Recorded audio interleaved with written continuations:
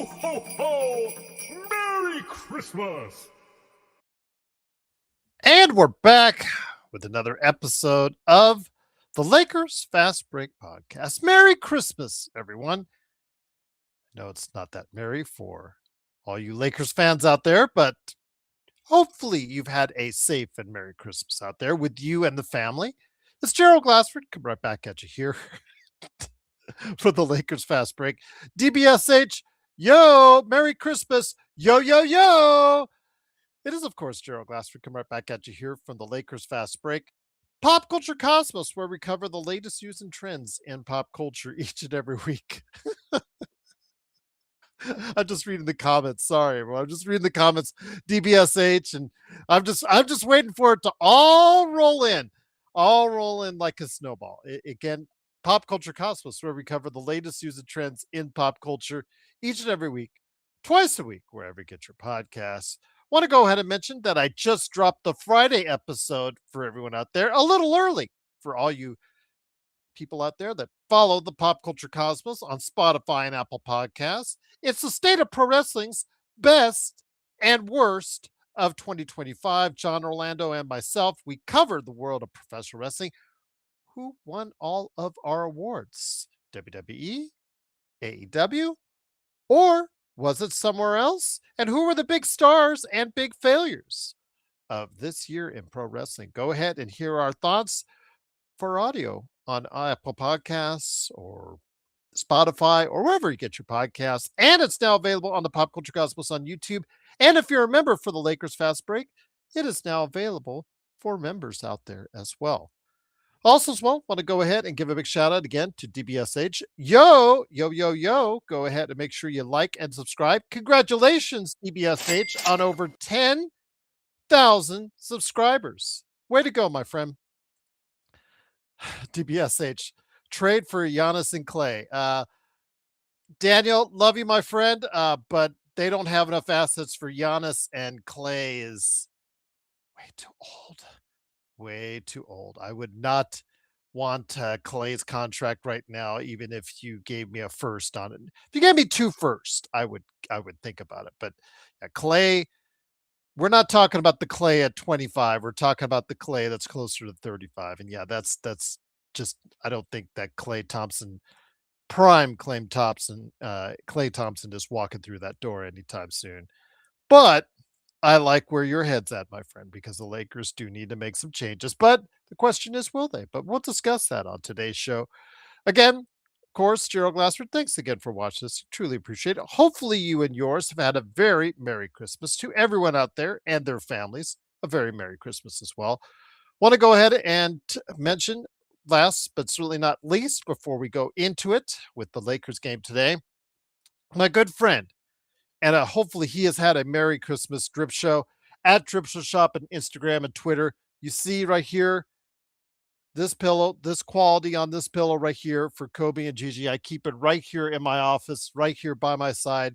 Always, always look fondly on that and just smile and just remember those two fondly as every time I see the pillow.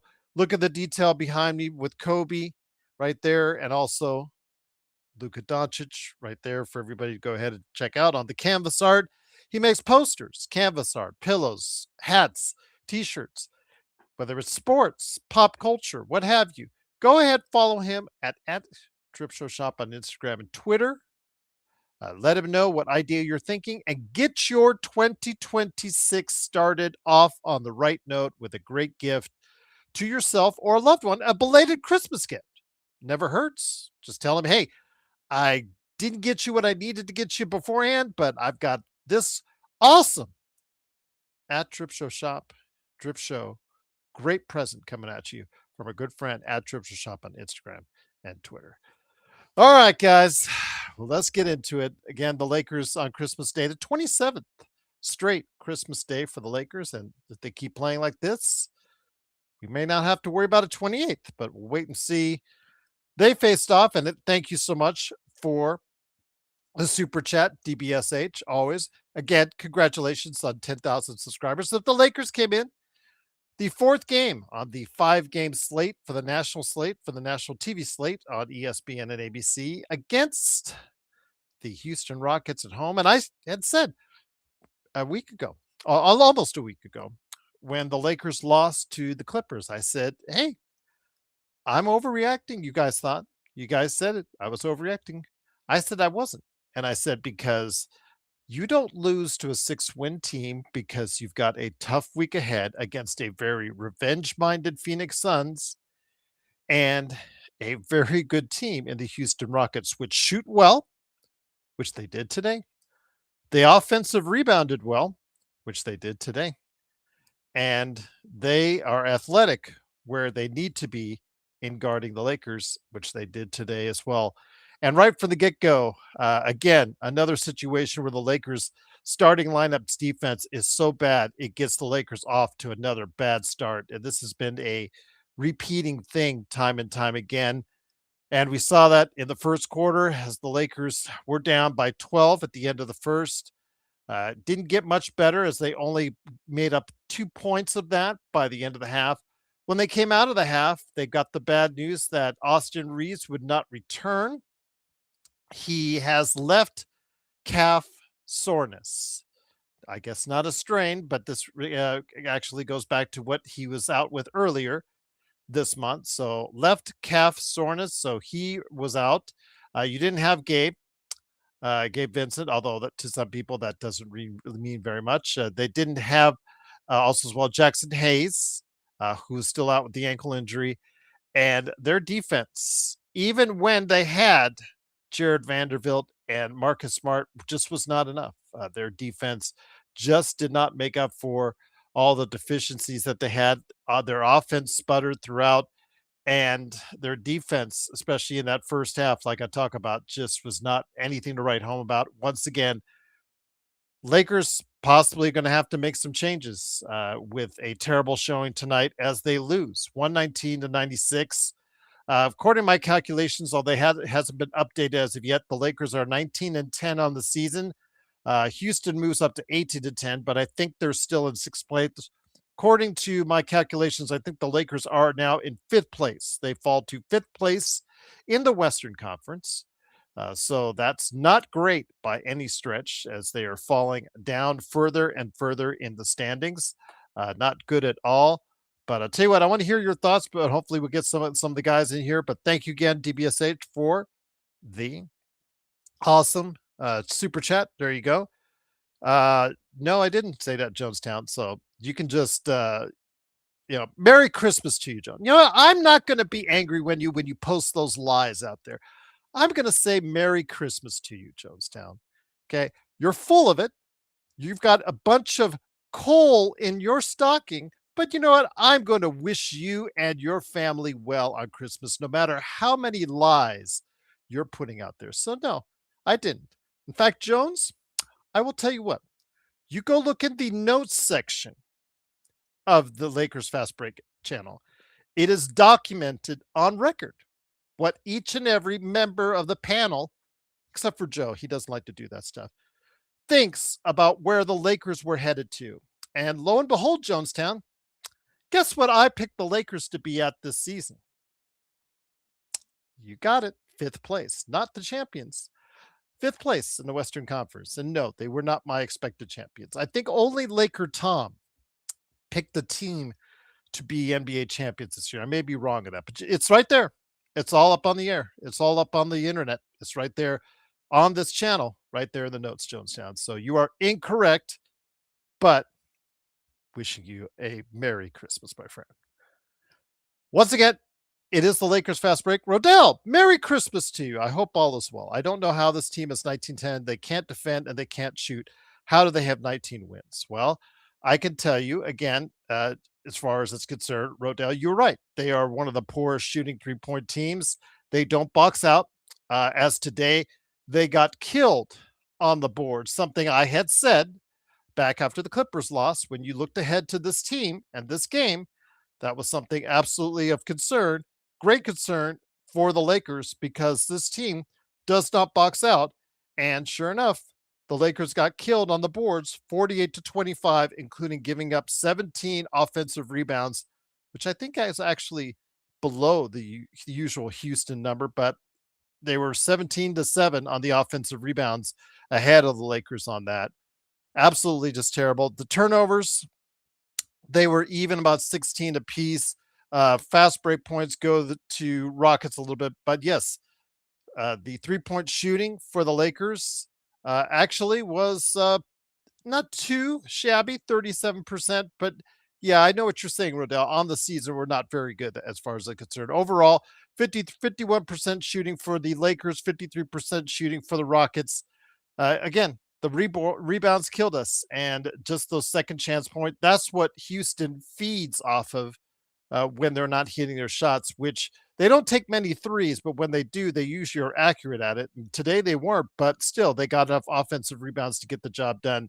And the defense, as far as points in the paint, that was also something very, very disappointing because of 68-52 in favor of Houston. The Lakers did not get to the line as much as I think they wanted to. Luka today coming back from injury just did not look like he had that same zip in his step. We also know, of course, not a good defender at all. And that's been talked about many times by you, the audience, and out there on the show. But today, Luka, 9 of 17, 25 points, 6 turnovers for him. LeBron James, 18 points. And like I said, Austin Reeves, but he did not come back for the second half, 12 points as well. But Rodell, I get your point. On the season, the Lakers, how are they at 19-10 at this point with so many deficiencies? And in fact, when you look at the standings right now, as the Lakers again, they fall to 5th place in the Western Conference. They now have a negative point differential of 0.05, 0.5 differential. So they are half a point overall under as far as the differential. So again, they play very close games. The only thing is some of the times they create those close games, as we talked about themselves, that they create those close games, and I think they're still undefeated in the clutch. But when those games, like I said, as far as what they're doing out there, just not getting it done today on the boards. Their defense on the perimeter was not really that good. And the only time that they had any type of consistency was in that second quarter when they did have Jared Vanderbilt, who actually did play an okay game, hit a couple threes in that second quarter. Also, so Marcus Smart, both those guys actually in there at the same time, created some defensive effort, tried to raise the level of effort. The Lakers looked listless throughout the game, but it was when those two were in the second quarter, actually provided some hope for the Lakers as they cut the lead down to 4 before giving it up and never getting anywhere close to that after that. But again, the Lakers, unfortunately, they lose. Yes, and they lose, unfortunately, today. They fall to 19-10. They lost 119-96. Rogelio, before I get back to you guys in the chat, Merry Christmas, Gerald. Merry Christmas to you, Rogelio. He has a crazy question. Do you think the Lakers should be sellers instead of buyers before the trade deadline? This team is headed for 47 wins in the second round exit if they are lucky. I feel the need for a semi teardown and build for the future. Thank you.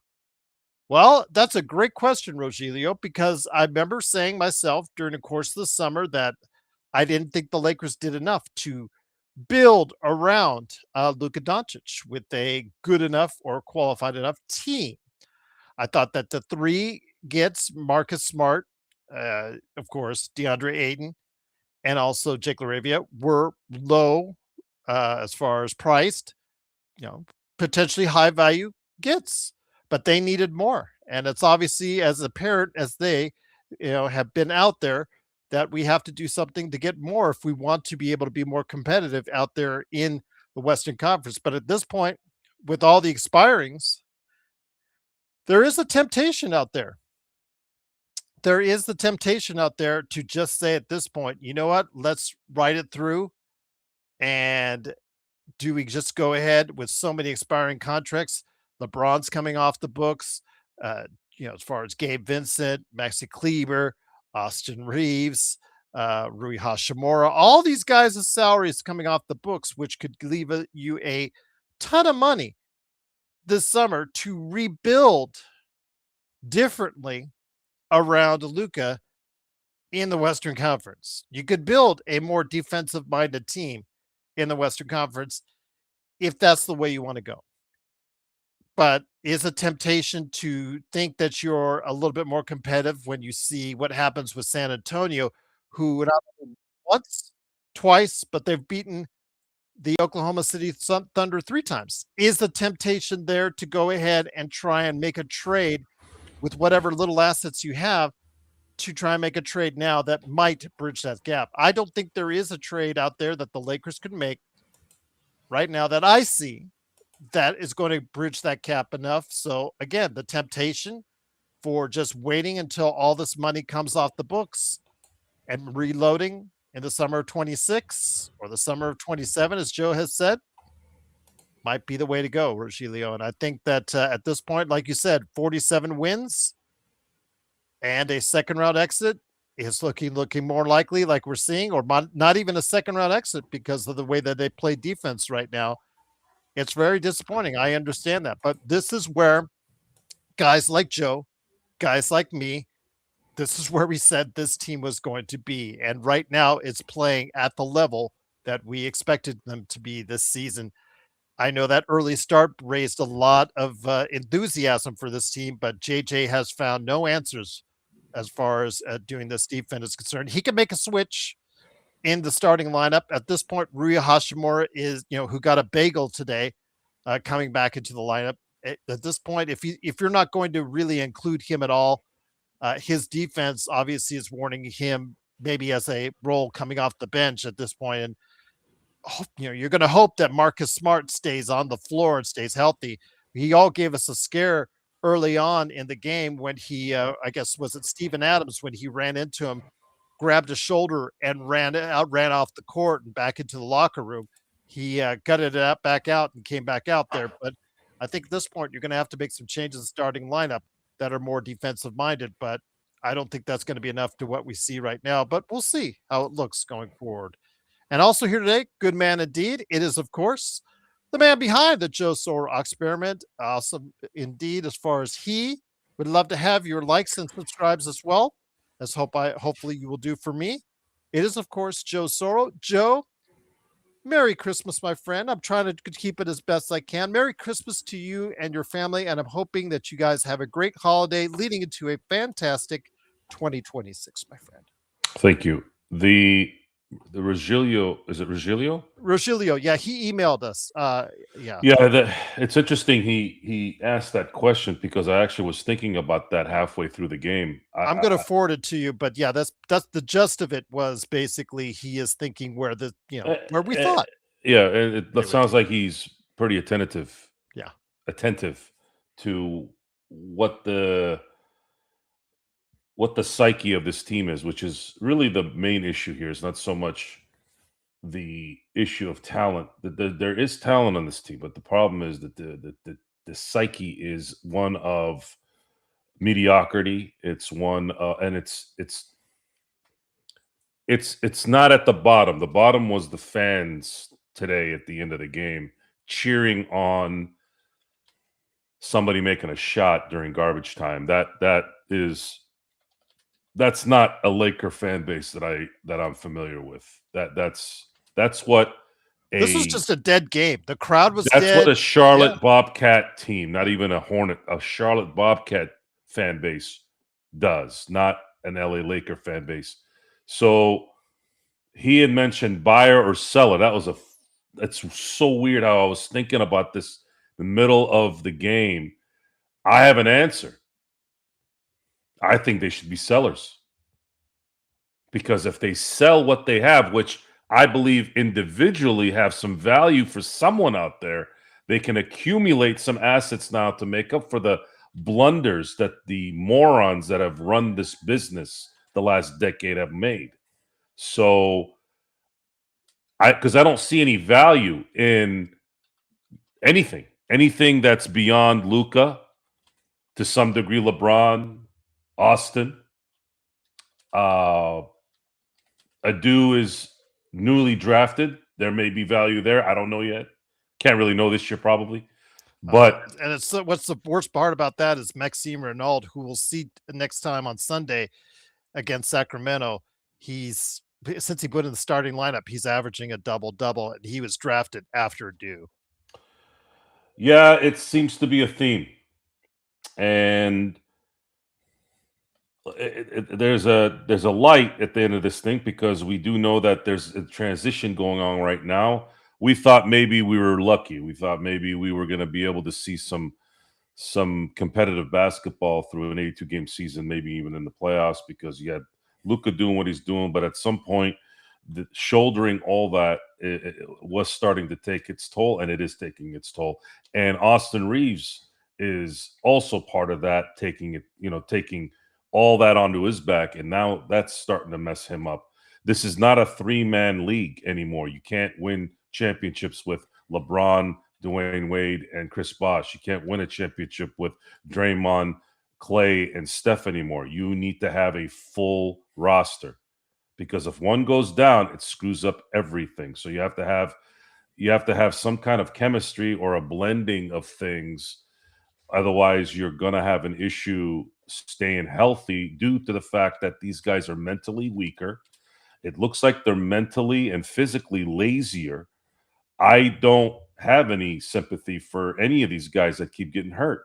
That effort tonight was just so bad. And it's not just been tonight. It's been like this for about, 7 or 8 games now. And they get off to such bad starts. Every game this last 2 weeks has been a shitbag. It reminds me of when they were sucking really badly, where they were just constantly in double-digit deficits within 5 minutes of the game.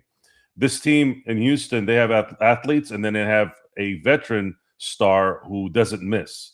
So that's a combination that won't work. Oh, and they also have a big that can actually do something. So that's and they kill you death on the offensive boards like they did to the Lakers tonight, because the Lakers do everything bad that matters. They don't rebound. They can't shoot, and they have no effort. 48 minutes of a ball game. Now they've shown it in spurts. The game that they lost to the Clippers, I thought, because of the injury issues, obviously, and that's another thing too. See, when you continue to sit out because of a contusion, you basically contusion your own team. Your entire team gets bruised. By the way, it's called a bruise. Contusion is a stupid ass word. I wish George Carlin was around with his euphemism bit where he could explain. Can you just call it a bruise? What the hell is a contusion? Remember, I told you guys the technical word of jumping jacks for like 3 hours. I didn't know what the hell a side straddle hop was. So, one of the teachers called it a side straddle hop. I'm like, what the hell is a side straddle hop?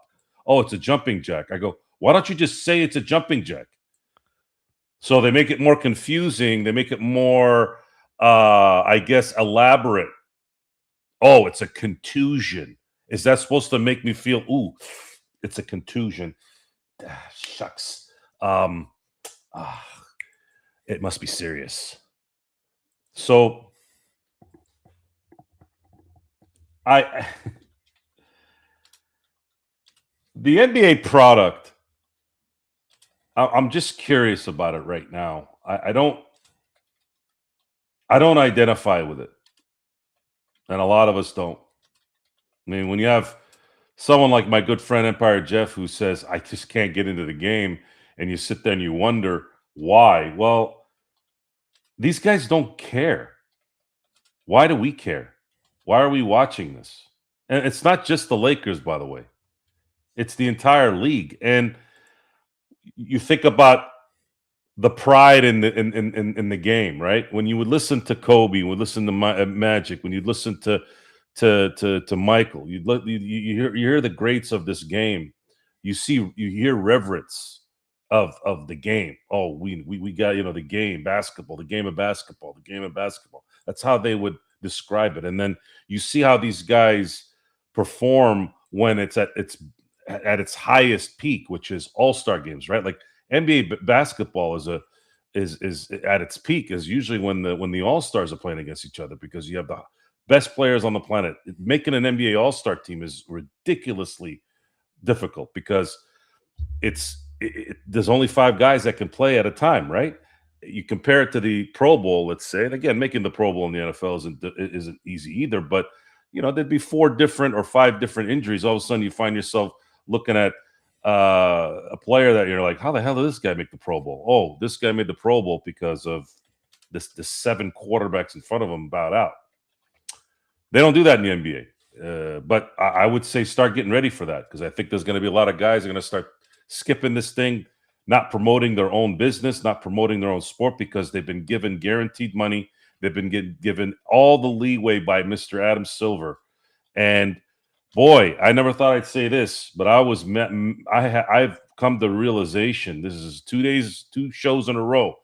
I burned myself on the Larry Bird thing, and I burned my in terms of being on the all defensive team, and then I'm burning myself here and saying that, man, I think David Stern was onto something with how he treated these guys back in the day. Since he's been gone, and after about 5 years, really since the COVID year, Adam Silver has absolutely lost his league in so many ways. And our justification, much like the monstrosity of what happened a week ago during that faux pas, fake, garbage boxing match, this is the quality that you all have, and I say you all as in your generation, this time, and I'm not just blaming this generation, I'm talking about whatever generation at this time has accepted this trash. And you can always tell. They're panning through all these people, and I'm going, I don't know who 90% of these numbskulls are on TV. There used to be a time when you'd screen here and there and you'd see, and I'm going to tail this back into the Lakers, by the way. You would see Jack Nicholson. You would see Denzel Washington. You'd see movie megastars. Now you have broccoli heads trying to pick fights with Orlovsky, former heavyweight UFC champion, in a hallway.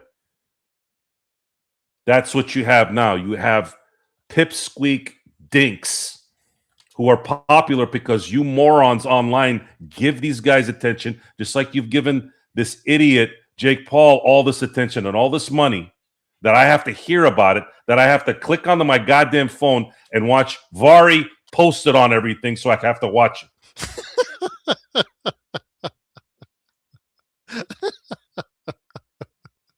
And then let's forward to tonight. I heard a larger cheer for that non-NBA playing goon hit a shot over anything I heard in the first, second, or third quarter. Where are your priorities? Why are we going to continue to watch this trash? Because if we continue to watch it, we are culprits in it. We are supporting it. I don't know what else to tell you. I really don't. And the funny thing is, the venom that's coming out of me lately with how, so Gerald, we have tape of this, okay? It just so happens that now it's my team, okay? You've heard me say this. I want to see greatness. You heard me say that. Even if it's not my team, I want to see greatness. As much as I disliked New England, all that stuff in terms of them beating my team and all that, in the end, there's admiration for the work ethic. There's admiration for the talent. And that is what, in my view, needs to be number one in athletics and sports. I want to see greatness. We're seeing greatness in baseball, and then the idiot morons, those same scum-sucking pigs that are supporting all these Jake Pauls and all these broccoli heads that are got 4 billion followers doing God knows what. Those people are now, oh, we need a salary cap in baseball. No, I'm not going off too much tonight. It's Christmas, okay? I have my limitations, okay? I had to quote Clint Eastwood the last couple of days, so I thought that worked too. I have my limitations, but I want the few people here watching tonight, away from their families, enjoying a little bit of a get together here. You all need to stop Walmart thinking. You've heard me say that comparison too. Stop shopping at Walmart. Okay? Go to Hank's Hardware. Don't go to Lowe's and Home Depot. I'm not saying don't ever go there. I'm saying try and do better. Because when you go to Hank's Hardware, guess what? When I go in there, I'm paying an extra $1, but you know what they're doing? They're staying in business, and every time I walk in, they're saying, "Hey, Joe, what's up? How you doing? What can I help you with?" Not that I need that. I don't need it. I know what I'm doing when I go over But there. as a fellow business, But as a you can business, as a business that wants to be great, you support that. That extra $1 is an investment in people. It's not about, oh, what are you going to do with that $1? Wipe your ass with it? What are you going to do with it? Go buy another lottery ticket? Like, what is it? It all accumulates over time. The Lakers right now, thank God, have a new regime coming in. And the reason why I've been so kind of calm on this is because I know, because I've seen it, that man and that machine behind him look at things the way I'm talking right now. We just have to get this trash out. And the way the rules are in the NBA, unfortunately, we can't just go and get rid of the Gabe Vincents. We can't just drop these guys and say, hey, you know what, go sayonara. You can't just DFA them. I mean, I guess you could, but the penalties there in terms of roster turnover is just not very realistic. You just can't go get talent, which that's going to be really the next thing for me, Gerald, is I'm really, if Adam Silver in 2026 decides to expand the NBA, this is going to get even worse. The talent is already gone. The talent is already watered down. You're really going to add 2 more franchises? You're going to add 12 to 15 more players per team? Another 30 guys in the NBA? This is just not looking good, man. And all they're going to do is shoot threes and play 60 games a year? Yeah. No bueno for me, man. Once again, it is the Lakers Fast Break. It is Joe Sorrell from the Joe Sorrell Experiment, along with B. Gerald Glassford. Thanks again for watching and listening. The Lakers lose 119-96. The Lakers are now 19-10 on the season. They're now down to 5th place in the Western Conference. And this is a spot, Joe, where many of us picked the Lakers in the 4th, 5th, 6th when we started out this season. We picked this kind of scenario for the Lakers. So really, it shouldn't come as a shock to where the Lakers stand right now. But I think that, again, that early start by the Lakers had a lot of people's hopes up high. But as we've seen, the league has a tendency to figure out your flaws the more these games go on. As we're seeing with OKC, San Antonio clearly has some type of answer for OKC as they've beaten them 3 times in a row, giving some hope to the rest of the league that they may be able to find out exactly what that unlocked the key to beating OKC. It is now conceivable that there could be another team that could just mire their way in there and supplant OKC as champion this year. But the Lakers, I don't think it's going to be that team, Joe, because we just don't have enough assets to go ahead and fix everything that is wrong with the Lakers. And like you said, is selling an answer for the Lakers instead of being a buyer at the trade deadline? You could be right on that because, again, or doing nothing at all, because there's so much money coming off the books at the end of the season. If they just don't do anything, it allows the chance for Mark Walter, possibly a new GM and a new ownership or management regime, to come in there and put the Lakers in a better direction and better players around Luka Doncic. Yes, it's going to be a process in the next 2 seasons because that's how the money is set up. And it's not likely going to be LeBron James involved in those deals. I am pretty comfortable in saying that regardless if the Lakers end up winning 50 tonight this year, let's say they're hitting a patch. Let's say they're hitting a bad patch right now and they end up going out and winning just under 50 or 50, have that 50 wins, right? Then you go into the playoffs. Okay, let's say you get into the second round somehow. Okay, cool. That's nice for a lot of teams. However, you're not going to ask LeBron James at any age, really. I don't think you're going to ask him. I wouldn't ask him. You're going to need to take a massive pay cut, and it's not going to be $30 million either. I mean, I don't even think I'd give him 20. 20, depending on how roster construction would be for 2026, 2027, would determine if that would make sense. However, it's more of the personality of things. The personality of this team is one of mediocrity. You're seeing someone who has no business, in my view, based off of basketball, that needs to be heard about anything, and that is Rich Paul. Rich Paul should be worried about why he has clients that are being indicted for gambling. Yet he's doing interviews about who would he start an NBA team with? He'd start with LeBron James. Well, no shit you're going to say that. He's your boss. And we all know how sensitive LeBron could be. And that's asinine to start a conversation like that anyways. There's at least 5 players that I can name right now that you would start an NBA team before LeBron. And I really, really think LeBron is a hell of a guy to start a team with. Hell of a guy. But there's also other factors beyond talent that factor into why I have 5 other guys.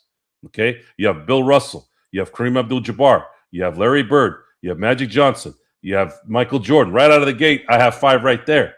Why?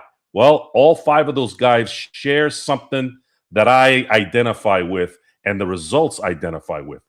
LeBron has won, but he's won because he was that talented. But those 5 I told you had won multiple championships despite that, because of how good they were mentally and how they inspired and created an image and an attitude for their own teams. So the future of the Lakers right now is in getting out of the rut that they're in. The rut that they're in is they have players that are not very valuable to winning. JJ Redick was extended. I had said this on the last show. I was not understanding that until I saw him coaching the last few months. I can visibly see that he is starting to get frustrated. And it's not because he doesn't know what he's doing. Well, he said tonight, Joe, I'm not doing another 53 games like this. Yes. We don't care enough right now. Yes. And what's happening is he called them a terrible basketball team. They are. And there, a lot of that is because and you can say that, well, it's the coach's job to inspire and to put these guys in positions to win.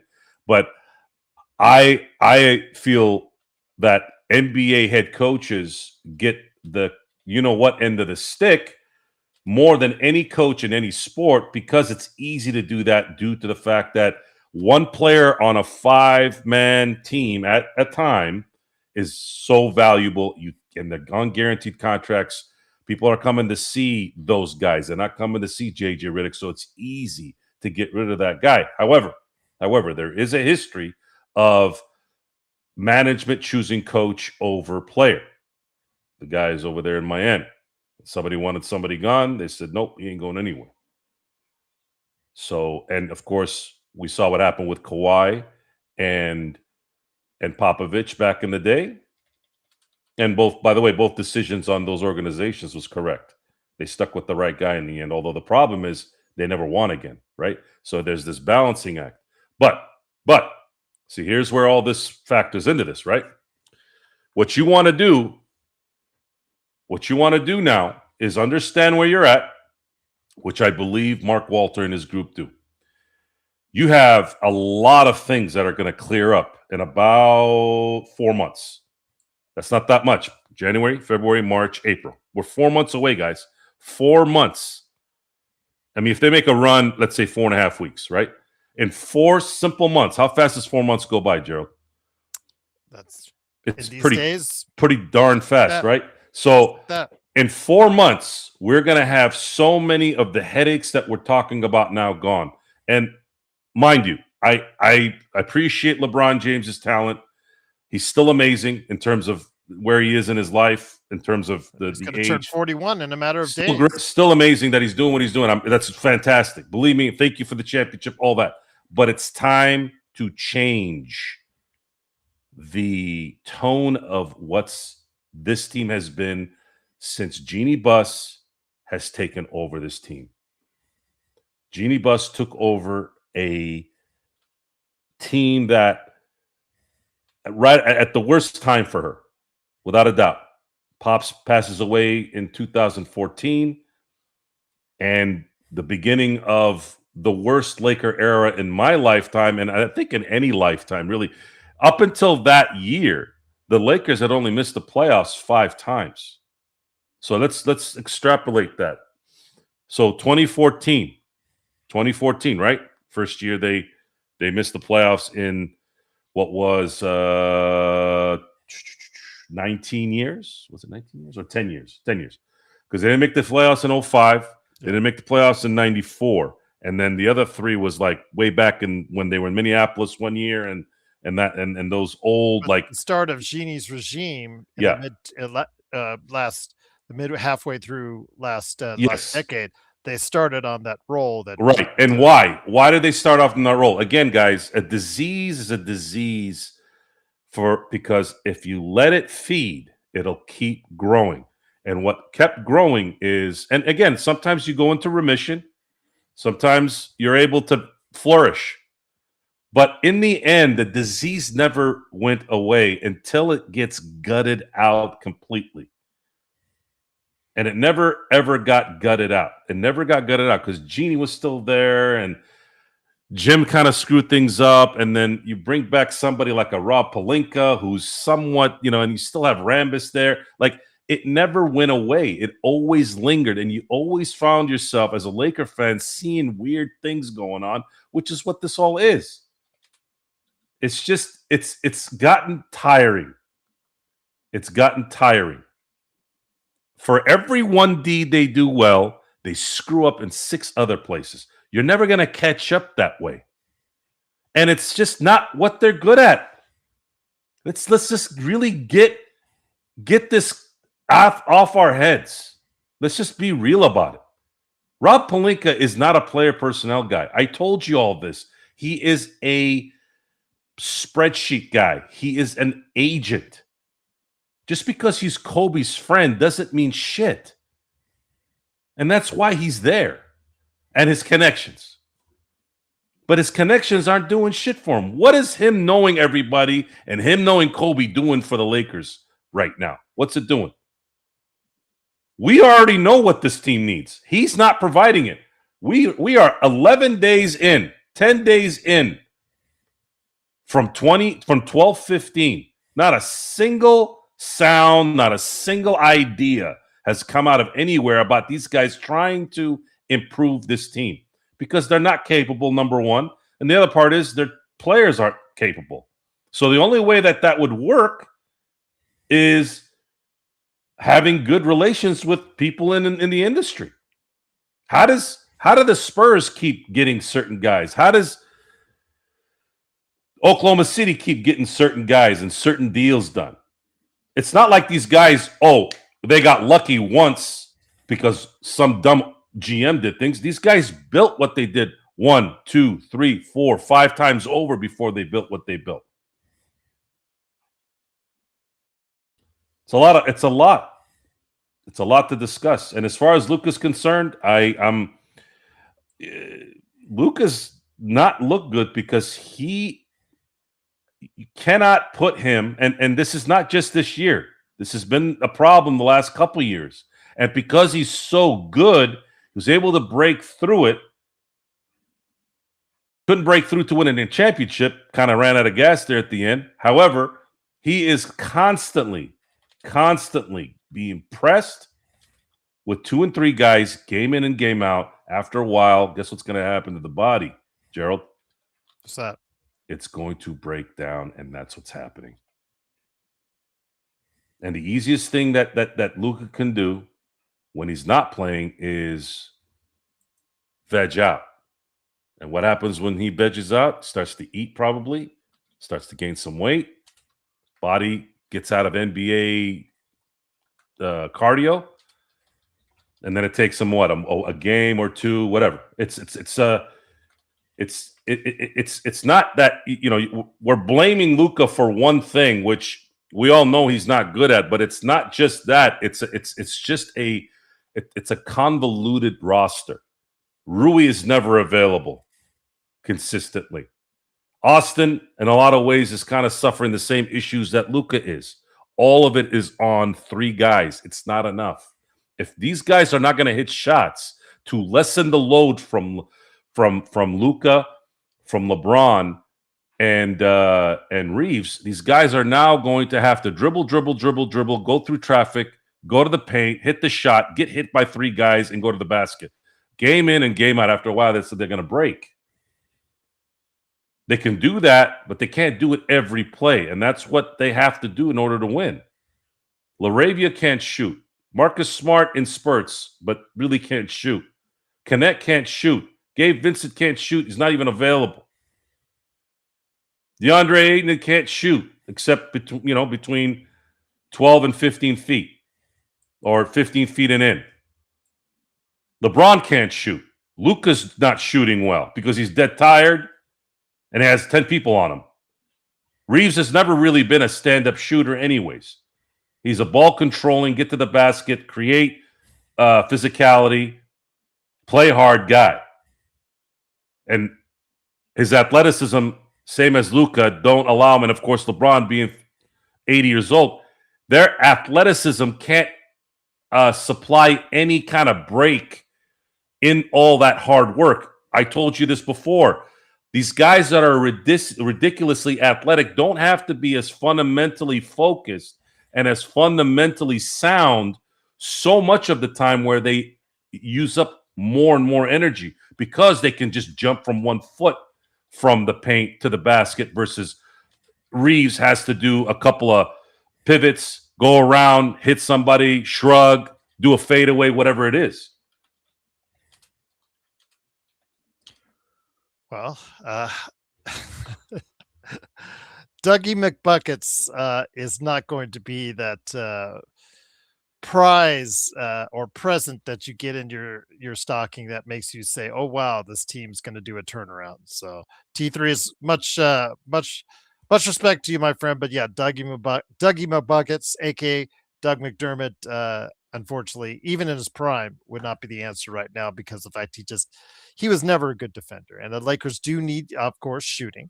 They do, but defensively, you can see what a struggle it is. And to those haters in the chat tonight that are talking about how the Lakers feast at the free throw line, I'm not going to say I disagree with you. SGA, Harden, there are several players that feast and live off the free throw lines, like we saw in the Golden State game with Butler.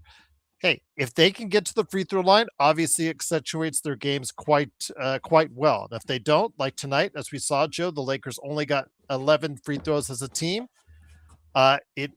For a team that's not athletic, for a team that doesn't get out and run as much as they need to, for a team that obviously we saw their defensive inefficiencies tonight, getting to the free throw line is imperative for guys like Luka, Austin, and LeBron. And tonight, that's just also part of the problem. I'm not going to disagree with you. So when the league and the referees don't give them these calls, it makes it a lot harder for the Lakers to win these games.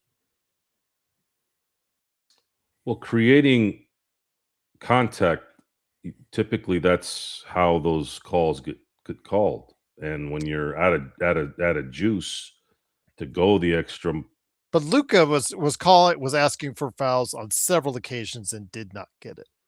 No, I don't have an answer to that. I don't.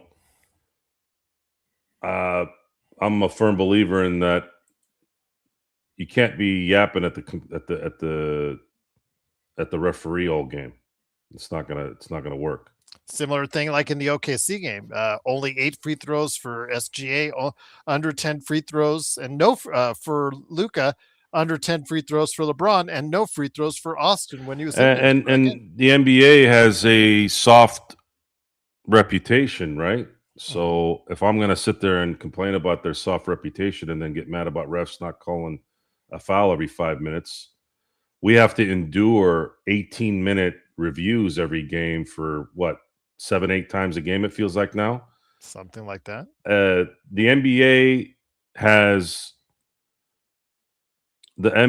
the quintessential microcosm of society. You have entitled baby softies from beginning to end, stars down to the guys at the bench, down to the people who are going to watch these games. Listening to that crowd tonight that's I'm not going to call it crypto anymore. Well, somebody Staples. mentioned Sasha Vujacic in the chat. Staples is an absolute disgusting display. They all should go and hang out with that scumbag, meth-looking piece of shit, Jake Paul. Go watch his stuff and go cheer for that.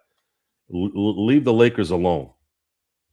Cheering for a guy that doesn't belong in the NBA making a shot in the fourth quarter. That's what this has come down to. And that's what this fan base has turned into.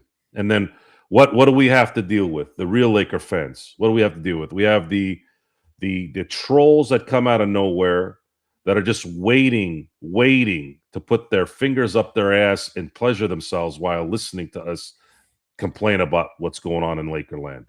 That's what world we're living in right now. Kevin Martin did play.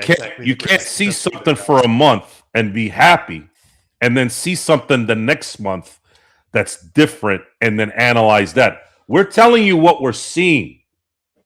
We're not changing our minds. Okay, a month ago they weren't playing like this. They're playing like this now. And why? Why did we say that when this summer we already sort of figured what was likely going to happen? Well, do you want to hear dread for 3 hours a night? What is it that you want to hear? What do you want to hear? Things change weekly, daily, monthly. I feel good about the future, though. That I haven't changed my stance on. The second you get Jeannie out of here in any capacity, I don't even want to see her at the games, honestly. I can't stand looking at her. Rob Pelinka will be gone unless he wants to make sure the fax machine works. That's it. But even then, I wouldn't want that guy anywhere near the team. And LeBron James has to go because you cannot go on with old ownership. Got to get rid of all the old stuff. Needs to go. Everything needs to get washed out.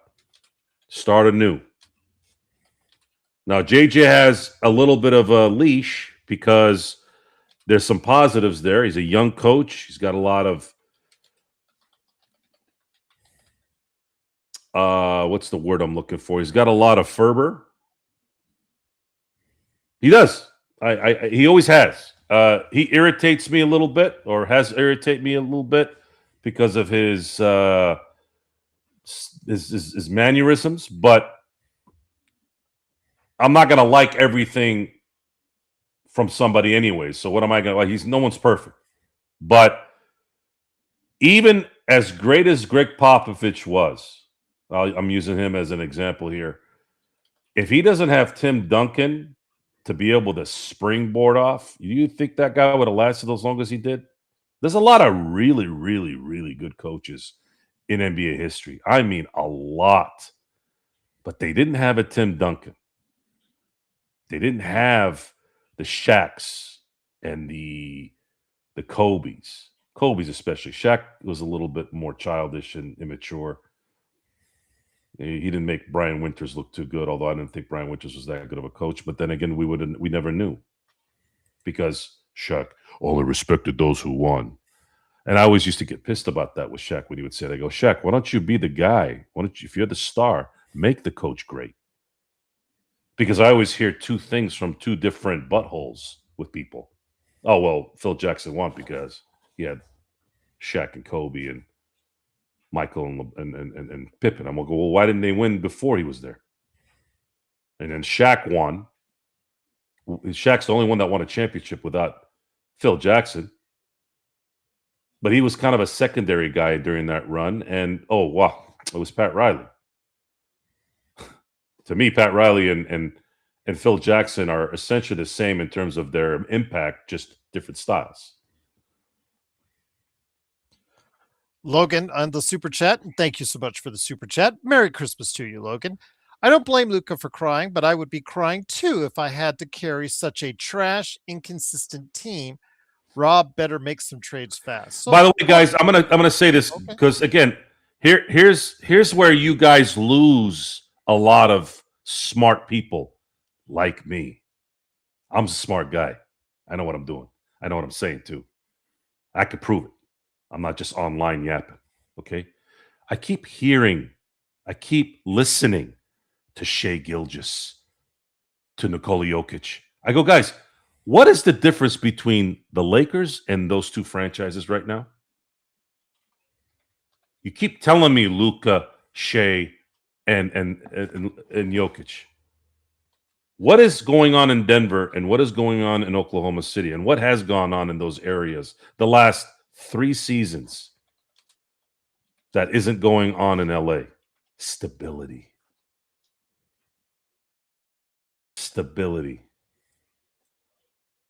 How about you let Luka have some stability before you make your stupid comments?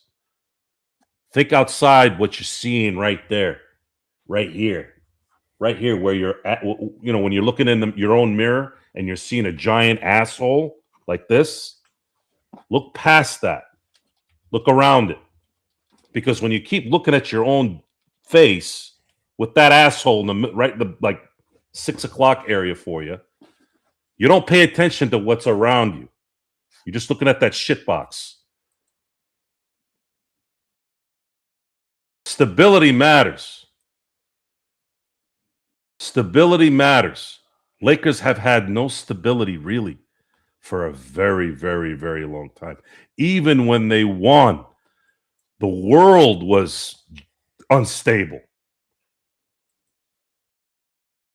Wait, the man got traded buying a $15 million home, not like literally a few days before. And he's dealing with the people who have led this monstrosity for the last decade and change. You're going to have something change here soon. If Luka continues to suck up, according to some of you idiots, in the next, let's say, 5 years, let's say he doesn't stay in shape. Let's say he continues to complain to the refs. They don't win anything. Okay, then at that point, I'm like, hey, you guys are right. But maybe you should listen and pay attention to some more little details. Context is a very, very important thing in life. A lot of people don't know how to decipher context because it makes you feel good to just talk without thinking. And because there's no consequences, because you're behind your phone or the computer, you don't have anybody there to hit you in the back of your head. Maybe your parents had zero discipline skills to teach you how to respect and the discipline. There's a lot of that going on, I'll tell you that. I go to a lot of these schools. And I see how these kids talk to their parents. And then I look at their parents and I go, you did that, not me. Oh, you're going to go blame TikTok. My kid's on TikTok. My kid's on Snapchat. My kid's on iPads. My kid's on laptops. My kids have never spoken back to me once. I have a 15-year-old girl. She's been a teenager. She's going to be almost 16. Not one motherfucking time has she ever talked back to me. I have a 12-year-old that's about to be 13. Not one time has she ever talked back to me. So now what? What's your excuse? You're going to keep using excuses? So what are we talking about excuses in the NBA, right? Microcosm of society. Oh, we got to blame this. We got to blame that. We're going to blame this. Or we're going to do this. We're going to do all that. Oh, Luka sucks because he can't stand up over here. Like, seriously, at what point does the bullshit out of your mouth ever resonate into intelligence? And, I could be lying. You don't know if I'm telling the truth right now. But then again, I'm going to say what I always say. All you got to do is hang out with me for 2 weeks. 2 weeks. 2 weeks, you'd see exactly how I roll. And I'm not here to preach. I'm not here to be a life coach. In a billion years, I'm not going to sit down and do one of these and listen to your bullshit. You're all grown-ass adults. Figure it out. If you need a little bit of hello, how are you type thing, yeah, sure. Absolutely. But in the end, a lot of you talk out of that hole and you tell me exactly who you are, and we have dealt with it on this show. And what can I do? You got probably one of the nicest people I've ever met in my life to my right, who deals with nonsense all the time and keeps dealing with it because he's wired for it. We talk about being wired for it, right? I'm not wired to be nice like Gerald Glassford. Just not. At some point, there's going to be a steel wall that I'm going to put in front. And if you keep acting stupid, you keep doing stupid shit, that thing's coming down. And by the way, it don't matter if you come back with flowers, candy, doing a bunch of side struttle hops. It's over. Great callback. I like that callback to something earlier in the show. Yes. I thought that's well done, Joe. The point is, I'm trying to. I was taught by my mentor, one of the more ethical people that I've ever met in my life, John Chalesnik. Used to work for ESPN, taught me my broadcasting skill set. And he used to say, Joe, you wanna relate to everyone.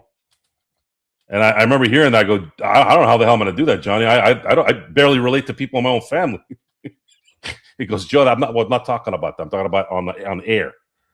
You want to correlate sports with what, let's say, that single mother listening on the podcast can identify with, which is life involving sports, which those things do come together, obviously. That's why we say Merry Christmas and Happy Holidays on these shows, and they do all these concerts at halftime like they did today. There's a connection there with other things beyond just the crazy sports fan like us. So tonight's show, because it's Christmas, I didn't want to curse as much as I did, but it is what it is. But I wanted to really, really use this moment to kind of let you all know where we're at and have a reference to it for the future. You've gotten a lot of it. You've gotten tidbits of it here and there over the years, obviously. But I felt like tonight I'm wearing my little. When do I ever wear red? Right? I wear red on Christmas. I wear red on Easter. It calms me down a little bit, maybe. Really? Like Tiger Woods on Sundays, right? Could have fooled some of the new viewers. It's my own Tiger Woods. Usually Sunday, obviously, for Easter. Christmas is like even though it's not Sunday today. It's always Sunday church day, even on a weekday for Christmas, right? So we're here to be the voice of reason, be the voice of knowledge, and maybe you'll learn something because we know what's out there. I've seen all these podcasts here and there. They're no different than any other idealistic, narrow-minded trash. I have nothing to gain from anything I'm telling you. I'm not getting paid to say what I'm saying, and I never will. We're here to let you know we know what we're seeing. I hope one day you will. I hope someday someone wants to go ahead and pay for it. Well, I mean, that's obviously the ultimate goal. That's always been the goal. Mm-hmm. How that kind of transpires will always be kind of up in the air. I don't know what are we going to have to give up? Hopefully nothing. That's my hope. King Cora, Merry Christmas to you, King Cora, says we're too soft on Luca. I said I don't know what you're looking for, because I said he played lousy defense earlier in the show. I said that he didn't get the calls that he wanted to. And SGA, if you noticed in the OKC game, same thing. If they don't get the calls, they have to adjust their game accordingly and still be able to find ways to score their points. It's just that simple. And if it doesn't work out like that and they don't do it, then obviously they are less effective players. I don't know what you want us to say. Again, his defense was terrible. He even admitted himself tonight, Joe, after the game. Everybody has to give better effort, starting with me. And he didn't do that tonight. I said from the get-go that this team, their body language was terrible, and they did not give that kind of effort. The only kind of effort that they gave was in that second quarter, when with both Jared Vanderbilt, who we have not been very kind to today, actually had a good game. And he and Marcus Smart, when they were in there together before Marcus Smart got hurt for a little bit with that shoulder, they gave the energy that I think the Lakers needed for that brief period of time. But that's a very small window, and otherwise unfortunate, not very well built house, Joe, that that JJ has to figure out. They get off to such terrible starts in these past couple weeks. Every single time. I was expecting it right from the get-go today. How bad is the start going to be? That starting lineup, again, a starting lineup, which I said I advocated with Rui in there and whatnot. Now looks like it has to be, something has to be done to light a fire under this team, whether it's swapping Rui for someone else or doing something as far as differently, or telling Austin he needs to come off the bench like Zion in New Orleans or Victor Wembanyama in San Antonio. Something has to be done, because right now what the Lakers are doing is not working, Joe. There's nothing that's going to fix this team except a rehaul. Yeah, I agree with you on that. I just, the Lakers do not have enough assets unless some teams out there really, truly are salivating at expiring contracts. But even then, the Lakers, if they get in contracts and these players that they bring in do not bridge the gap between them and themselves and the top of the Western Conference, then you're stuck with them, and your plans on rebuilding around Luka in 26 or 27 is, it's fraught. So you have to make that choice if you're Rob Pelinka. Oh yeah, and I don't think honestly it's really going to be Rob Pelinka's decision at this point. I don't believe that's ever going to be his decision again. The Lakers are in a very good. They're actually in very good position at the end of the year. I wish the opt-outs were this summer for guys like Donovan Mitchell, Jokic, and Giannis. That would have expedited things right in line with kind of the beginning of the Luka era, the full season Luka. I don't know what I don't know what this crowd wants us to say. It's the first 2 freaking months of Luka being a Laker for a full season. What do you want me to say? Screw Luka? Is that what you want me to say? You don't blame Luka for what do you want me to blame him for? What? Blame him because he can't play defense? How about if I bang my head on this wall? Will that fix it? There's a difference between Luka at 26 in his prime versus LeBron at 41. Austin Reeves, who's ideally best as the 6th man on a title team, which we've said for 3 years. It's on tape. Think about that for a second. And Rui is a starter, but not on a title team. Better off the bench as well. Starter in spurts. This team only really has 2 guys. LeBron is obviously still good enough to play, but he's a different scenario. He's making $52 million to be a good player. Lakers can't afford that right now. And his baggage is too much. There's too much baggage there. It's really DeAndre Ayton and Luka Doncic. DeAndre Ayton is a legitimate starting center in the NBA. Maybe not all 30, but definitely 20. But you saw some of the cracks tonight, Joe, as far as what he can and cannot give a team. And This is a young man's game. The reason why I'm saying that is first of all, he's very capable if the system is set up right. It's not. It's too. You don't have shooters. You don't have any defenders. You don't have any one-on-one guys. You don't have any guys that play any disciplined defense. You don't have any guys that hit any consecutive shots. You don't have one single 3-and-D guy. You have a lot of mental midgets, mental physical midgets, and you have guys that have all the athleticism in the world that can't implement it anywhere.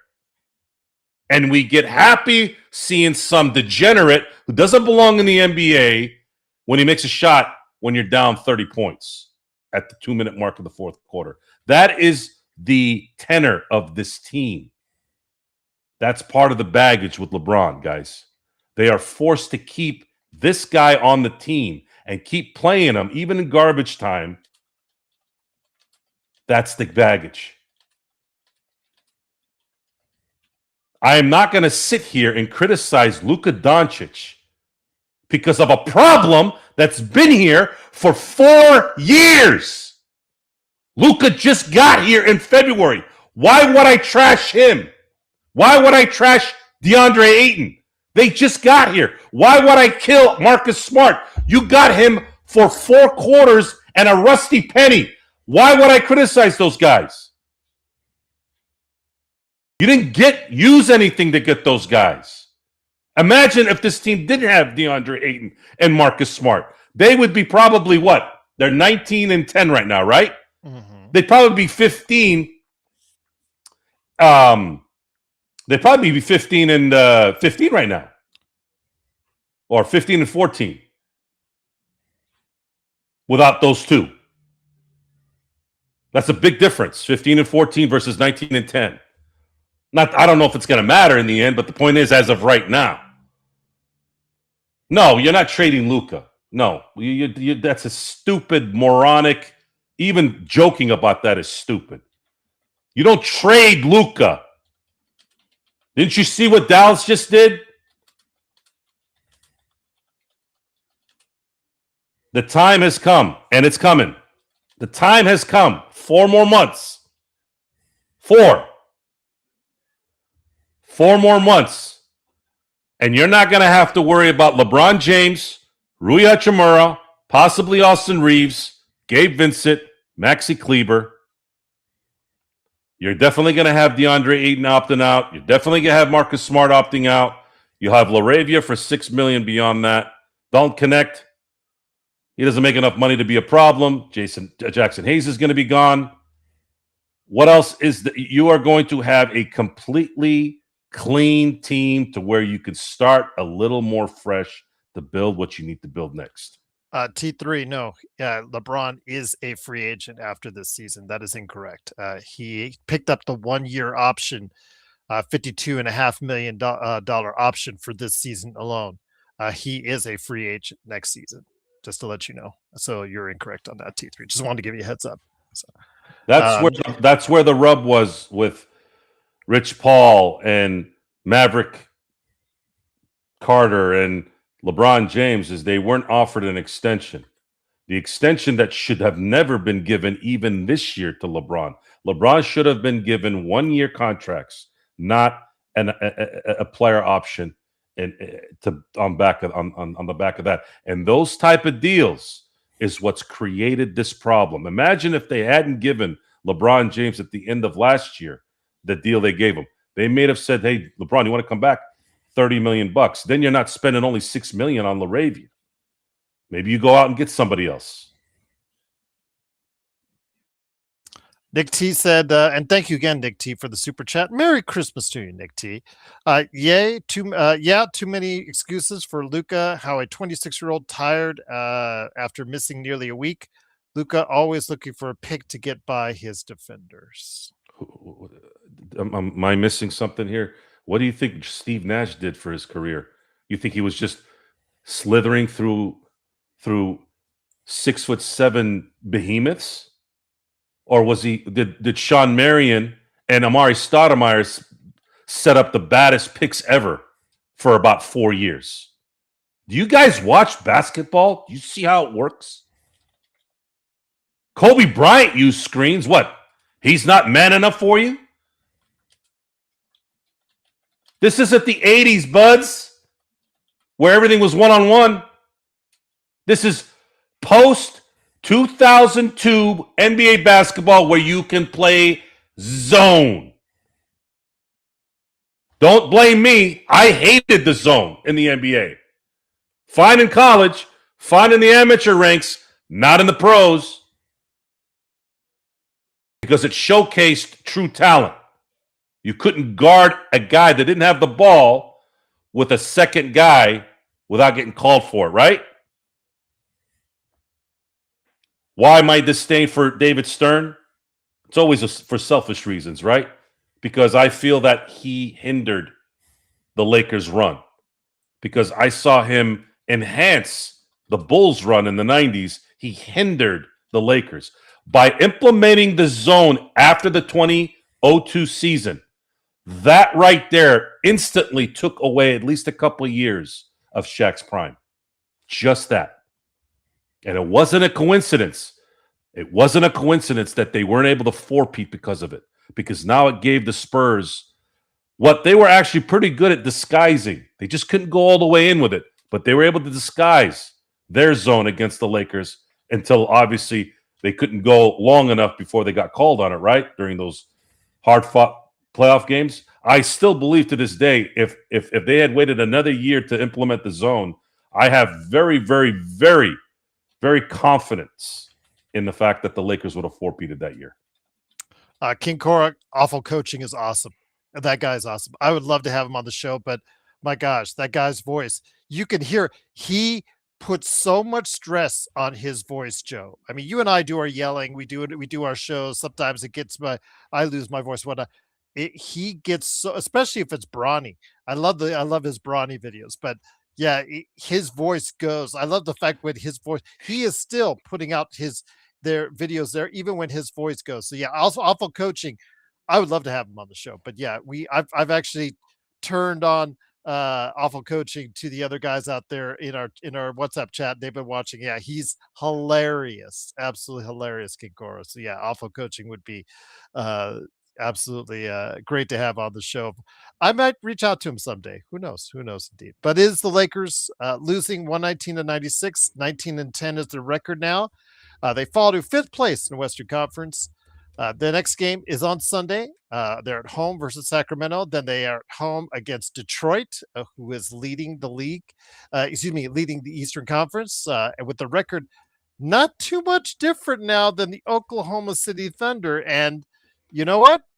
I had spoken to Caleb Ponce earlier this week, who covers the Oklahoma City Thunder a lot for his Suave Report. And we had said that the San Antonio Spurs in that semifinal of the NBA Cup gained a lot of confidence against OKC. You've seen since then, I said, look, they're just happy to have gone ahead and beat them. Whatever happens this week is just gravy on top of the mashed potatoes. And guess what? They beat them not only once, not only twice, but 3 times. Have they unlocked something that the rest of the league should follow as far as how to beat OKC? No. No? I think we become prisoners of the moment. Okay. Much like how past teams would start fast. They'd go 15-1, 14-1, 20-1, whatever. And all of a sudden, are these guys going to win 80 games? No, it's an 82-game season. OKC hit a rut. They're hitting a rut. And matchup issues maybe with the Spurs, that happens too. Something, just like in boxing, matchups make games. And maybe the Spurs are able to match up with this team in some particular way. And they do. And the 2 teams that they've lost to recently are 2 teams that are athletic and also have a big in the middle, which makes sense, especially if you can keep up with them and kind of wait till the end there to make a couple shots to kind of finish the muscle. Although San Antonio really didn't have to worry about that. They had them pretty much all game, but it's an 82 game season. I'm not really going to put. I'm not looking at OKC as this juggernaut that's going to win 75 games. I didn't Not even. now. Yeah, well, I didn't think that was going to happen even a week or two ago. It's just it's too much. The rigors of the season is too much.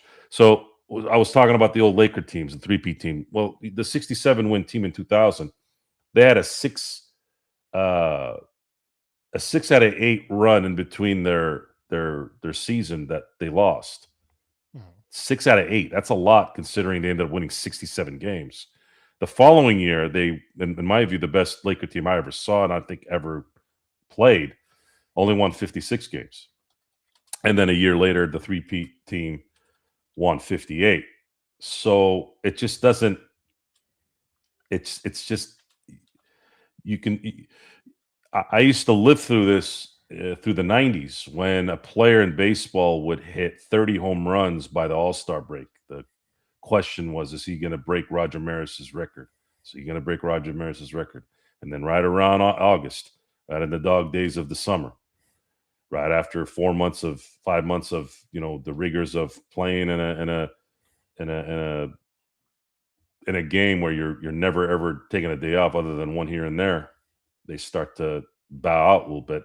Then steroids change that for a few years, and then a few years goes by, and even these guys that are hitting a lot of home runs, they're still not really. I mean, Aaron Judge is the exception. He hit 62. But you're not getting those guys hitting 65, 70 home runs still, even with all the information you have now and even the athleticism that they have as well. So the injuries should always keep you at bay, because the second Chet Holmgren goes down, knock on wood that he doesn't go down, but I'm saying if Chet Holmgren goes down, now this team starts to level off a little more, even though Shea Gilgeous is still a great player and a possible MVP. One little guy that doesn't make it in that area can balance you out just right there. And that's just what it is. That's what the NBA is now.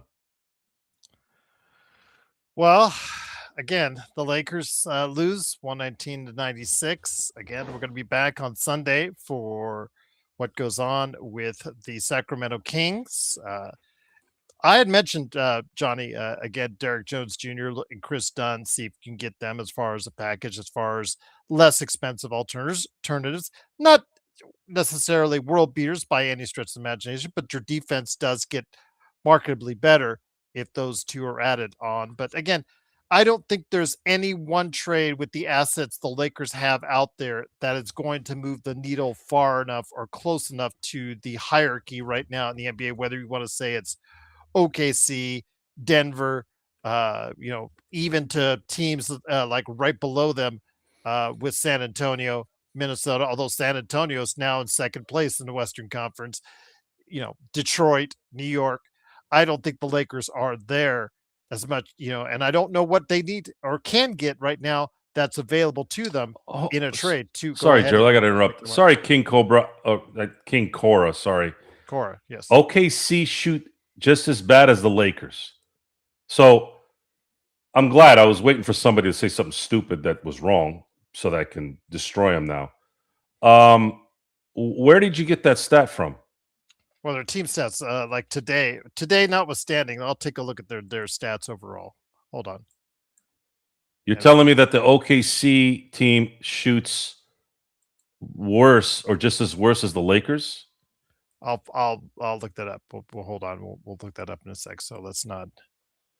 Let's go see that. Just go there. Hold on. Give me a second here. Go ahead. I know that again, they're not the greatest shooting team from the outside. So that's stats. Let's see what we got. See what we got for this season for the Oklahoma City Thunder and the Los Angeles Lakers. So there you go. Let's see what we got. Complete. Yeah, this is not giving me what I need either. All right, we're gonna look. I know this is not the best. These analytical stats have become. I'm trying to understand how a team has only lost 4 games all of a sudden, or 5, can't shoot now. Well, let's take a look at it from this side. From 3-point range, the Oklahoma City Thunder are actually they are pretty low. No, actually they're third. No, so not the third. Third 3 points made, 3 points. Man, these are just not good stats. I'll get it for you guys. Hold on. It's not my finest moment right here. There we go. All right, 3-point percentage right now. The Thunder are 36.9 as a team. That's not too bad. That's a top 10 team shooting wise. Overall, their field goal percentage, actually, the Lakers also as well are high up this season. So, and their Thunder are not too far behind. But the Lakers, 3-point shooting, they're an abysmal 34.6, which is one of the lowest in the league, Joe. So I'm trying to understand something here. When you see you're having a problem finding stats that should be pretty easy to find because it's so convoluted now on what is considered good shooting that you can't even just look at the game. You have to go look at stats. Because every time I saw Oklahoma City play the Lakers, all I saw was shots going in. All I saw tonight against Houston was shots going in. All I saw against the Clippers and Phoenix was shots going in. So what is it? What's a good shooting team? Well, what do you want to base it on? Total percentage, 3-point shooting, because the league is so heavily reliant on it. What stats are you actually want to look at? Because the Lakers overall field goal percentage are second in the league at 50%, just under 50% shooting as a team. Where they falter on because they do so well inside the arc, Joe, is the outside of the arc, where they're one of the poorest shooting teams at under 35% shooting. Oklahoma City Thunder, if you just look at the overall stats at team field goal percentage, Oklahoma City Thunder are currently third, right behind the Lakers, also just under 50% of the team. They are a more respectable 37% from behind the arc. So that overall, they are a better shooting team, you could probably say, in many respects, as the Los Angeles Lakers. But when you look at it on paper, Joe, there's a lot of issues why the Lakers are not getting it done, why they have a negative point differential after tonight's loss. A lot of that could be rebounds. They got killed on the boards because they just don't box out. You can clearly see the effort in rebounding was just not there tonight. They get beaten quite a bit as far as in transition. Their transition defense has continued to be bad. And also as well, again, defending as well. Their defense, that's as you know, like I said, that's ultimately what a lot of people are hanging their hat on with the Lakers. And defensively, it's just not good at all right now. I would say a good stat that maybe we need to start looking at because, and I don't even know if this is a good stat either because didn't Oklahoma City have one of the best point differentials last year when they won it? Yes, they did. But they still barely won. They had to go through 2 7-game series. And the final series that they won, if it took Tyrese Halliburton to probably take Indiana out in that. I think we need to start maybe doing more investigating on the stats. I think we need to look at something that's a little bit more obvious, which is I don't know what is. I don't know what's obvious. A better 3-point shooting team, a better 2-point shooting team? Is it point differential? I don't know. Inside the arc, they're fine, Joe. It's outside the arc that's the problem on the offensive end. I think maybe offensive rebounding maybe tells a story. That's non-existent for them as a team. So you're asking the Lakers to be a better team that doesn't stay healthy, can't rebound, can't shoot with any consistency from anybody on that team. They don't get offensive rebounds. They're 25th overall in the NBA for that. And they have contusions every 5 minutes. At what point are these bruises going to bruise the brain so that they can go away? Cleaning house. Clean house. It's there's no other way to get rid of this. It's physical, it's mental, it's reputation, everything. At the end of the year, I'll enjoy the game. I'll enjoy the games. We'll talk well about the team. I think they're going to come back, and then at some point and have a good, nice run and give us all hope. That's the whole point, right? It's 82 game season. But in the end, and the trolls will be replaced by those people who want us to go ahead and commit to the Lakers winning. Yeah, and really addressing the trolls. Funny how that is, troll. But how there's the trolls that are bagging on Luka and the Lakers and us right now. Well, it's because they have their own arguments. They have their own arguments with themselves, with other people. They have to justify. So what? Well, I just wanted to add on. They all disappear when the Lakers win, Joe. But what gets replaced are those people that come in and want us to commit to saying, oh, yeah, the Lakers are going to win it this year, which is not going to be right now looking good as well. It's worse because their comprehension is bad, too. I can be talking about something that happened in the past and they associate it with what's going on now. They don't have the ability to think between the two. It's happened a few times on the chat tonight. I can't help you there. If you're stupid and you don't understand simple comprehension of the difference between what, where, and why, and at what time, there's nothing I can do for you. I feel sorry. Giannis is not going to come through that door. This is why again this is the stuff that I always say that ruins. We hear in society communication breakdown. You know what destroys communication breakdown? Gerald, looking somebody in the face and asking them simple questions. Where's the communication breakdown? What happened? Even my own kids don't do this, by the way. They don't come home when communication's broken down because they know what I'm going to ask them. I'm like, what do you... And again, they've never even gotten into any major trouble. They've had some decisions that they needed to make that maybe didn't work out. But I go, well, what were you thinking when you did that? You know what's right and wrong. You've learned that in school. You've learned it being around the house. And we didn't have to tell you because you see it. It's in the room. You know what's right and wrong. Almost everyone knows. The only people who don't is like a 1-year-old, a 2-year-old. Once you start walking, wiping your own ass, at some point you're going to start realizing your environment. Merry Christmas, son. Yes, Merry Christmas to you. Absolutely. I'll be answering more of your questions on one of my shows here. Sorry, I've had family all week. It's been a whirlwind, a fun time. We had a great time tonight. We're going to have an amazing New Year. So when 2026 comes in, we're going to have a lot. We'll come back to the shows and enjoy that as well. It doesn't matter. This is all entertainment to me. There's going to be trolls that come out of nowhere to justify what their brains are telling them. Then when the Lakers start winning, then it's going to be conversations of, well, you guys gave up on Luka and you gave up on a team. Okay.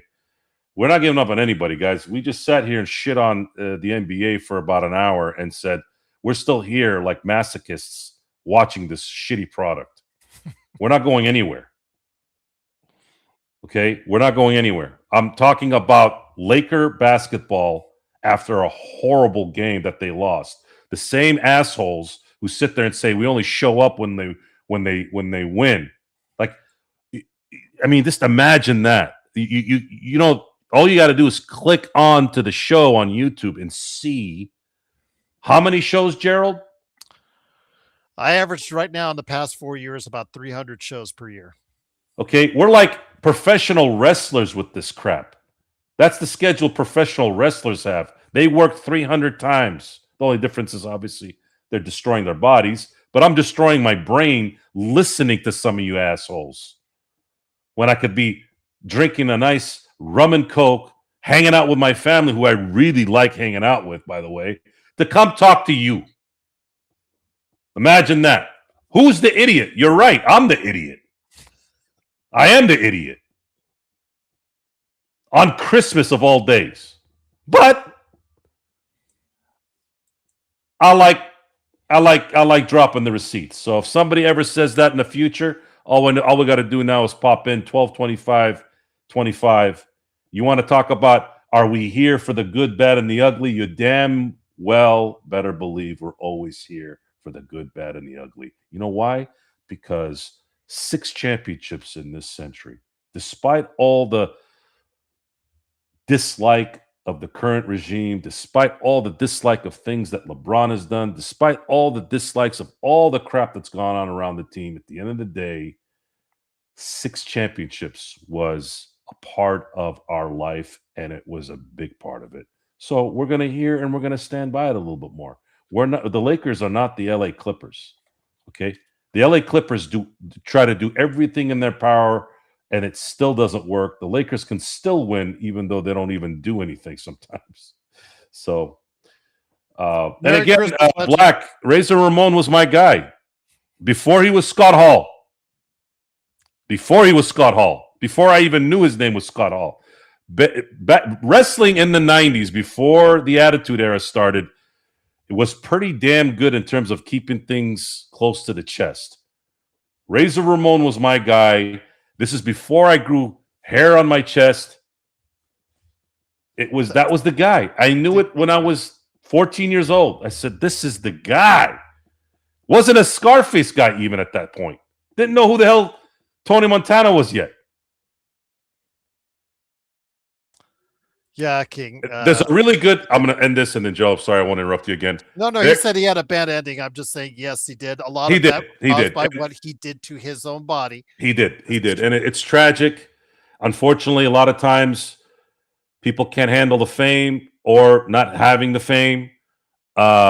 He came from a bloodline of hard drinkers, and he went that route. It's just kind of blending in fame and bloodline things. That's usually a bad combination. However, to show you guys how cool that guy is, if you needed an instance, if you needed a moment, again, that guy had many moments, but there's a great moment where he's in the middle of the ring doing a promo with all his boys, and a guy throws a soda cup right on his head, and he doesn't even flinch.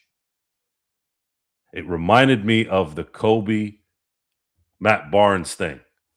Didn't even flinch. He got hit, and he just went right like this. And even the guys around him, you could see, were just like, damn, that was so cool how you just didn't even react. That's how badass he was. He no-sold it in the end. There you go. That's good. I didn't even think of it to say it that way. He didn't even know. So yeah. It lot of the delivery comes from Scott Hall in my life. Although Jim Carrey's a lot of the delivery too. I quote Cable Guy. I quote Ace Ventura. I mean, it's that man, and that Jim Carrey, man. He's on Mount Rushmore for comedic icons in my book, man. That guy is something else. We are big professional wrestling fans. Just wanted to let you know, since you're new here, Johnny, I just wanted to let you know. And myself, in fact, on my latest episode of the Pop Culture Cosmos, available now on all audio formats, and also the Pop Culture Cosmos YouTube channel. And if you're a member for just $2.99 a month, you can see it on the Lakers Fast Break as well. I cover the state of pro wrestling and our best and worst of the professional wrestling industry for 2025 with my good friend John Orlando on that show as well. So yeah, absolutely. We're big fans of pro wrestling, whether it's the Attitude Era earlier or what's going on right now in the world of pro wrestling. But Joe, a bad ending for the Lakers tonight. They Houston put a lump of coal in the Lakers stocking as the Lakers lose tonight, 119-96. But again, we'll be back definitely for sure on Sunday night as the Lakers and the Sacramento Kings face off at the Crypt. I do not know whether the Lakerholics will be back in time because I know they're traveling out and about for a Saturday show. So I don't want to promise you guys that, but if they do, I will schedule it for you guys. But otherwise, I know that Legend is also, I'm trying to arrange an NBA observations with him. I may have one in the not too distant future with also Alfred Esmond. But tell you what, we got a lot of stuff going on here with the Lakers Fast Break always. So please make sure you like and subscribe to keep in touch with what we're doing right here at the LFB. Joe has his channel on YouTube, the Joe Soar Experiment. Also want to give a big shout out to someone who hasn't been on the show here in a week. Black's arch rival, Nemesis, John Costa. I wanted to wish him I know I'm going to go to text him. I thought he was going to be here on the show tonight, but yeah, unfortunately, he was not here. I know because that's right, because he's in West Coast. You might want to go ahead and reach out to John because he is near you. I think he's visiting his brother again, so you guys can see each other physically, just possibly, maybe. But yeah, John Costa at Lakers Corner wanted to wish him a happy and Merry Christmas and happy holidays as well. But for everyone out there, we are wishing you a Merry Christmas and hopefully your holiday season and a blessed new year will be in store for you guys as Lakers fans and for everything that you do in your entire life. Hopefully it will be. But Joe, any last holiday thoughts? Although you've had quite a few, as always, before we head on out. No, I don't have any more thoughts. I'm looking forward to the unleashing of what's coming in baseball. I think in the next week or so, you're going to start seeing even more disdain for our boys in blue, and I'm looking forward to rubbing it in and really, really putting salt and lemon in that wound to see what I feel will be an eventual three-peat. The Dodgers had a little bit of a weak moment here in 2025, and the fact that they still won it all on the back end of a back-to-back, on the back end of a repeat championship, oof. And MLB really screwed up on this one. Philly screwed up, Milwaukee screwed up, and definitely Toronto screwed up. Because those bullpen's a lot better now with Diaz coming. I'm not. I mean, to me at this point, I had first said that I thought Philly was the hardest. I thought Philly was the best team that the Dodgers were going to face. It ended up being Toronto. I think if Toronto meets the Phillies in the World Series, Toronto would be the world champions right now. But you had a little moment here, guys, to take them on. You couldn't. So it's gonna get even worse now because now they've won with they've won with a bullpen and they've won with starting pitching. If they get both, and we were playing trumpets just earlier before I got onto the show. If Edwin Diaz drops 30 or 40 saves this year, you guys are toast. I mean, yeah, the MLB is toast. And I'm gonna be all over it everywhere. You guys are gonna see all four horsemen of apocalypse in one man during this run, even through bad times and good times. Doesn't matter when it's gonna be. They've earned it. So enjoy. Yeah, we're gonna go after the deferral monkeys. Those are my favorite right now. Everybody yapping about deferrals. Everybody yapping about paying everybody off. As far as I'm concerned, sit in it, stew in it, not going away. Get ready. This is not going to be a 5-10 year run, by the way, folks. The Dodgers are going to own the 21st century the way the Yankees own the 20th century. You can believe that. So they're gonna continue to win even when I'm dead. That's how the next 75 years they're gonna stack probably anywhere between 10 and 15 championships. Get ready. That's not counting now. I'm talking about as of now, at the very least. So T3 and D says we're one of the few NBA chats live right now. I mean, no Lakers Nation, no Jovan Buha, no other Lakers. Well, you know what? I'm just glad you guys are here. We had a bigger than normal crowd for us. And again, if any of you like to go ahead and continue watching, you know where to find us. Lakers Fast Break. It's real simple. Please like and subscribe if you get a chance. It really helps out the station. It helps out the channel, excuse me. And we're just glad to have you here for a part of it on this Christmas Day. Could have been better with the Lakers win, but unfortunately that was not the case. But JJ is going to put the guys, according to what he's saying, through the ringer as far as, I guess, a practice and film session. So that is magically going to change things for the better when we face off against the struggling Sacramento Kings on Sunday. I want to see how this looks on Tuesday against Detroit. That's what I'm waiting for as well. So we'll see. What do you want us to talk about, Jones? About the Spurs? We did earlier. We said it's their, it's their situation where we think that they're ready to compete now. I mean, obviously they have a ton of confidence. I've still, if you want my conversations on the Spurs, where we talk extensively about the Spurs and the rest of the NBA, hear my NBA observations, Jonestown. Go watch my NBA observations. They're on this channel. I have extensive conversations with Caleb and other noted reporters from around the league and around the world talking about the NBA. So I have extensive conversations on the Spurs.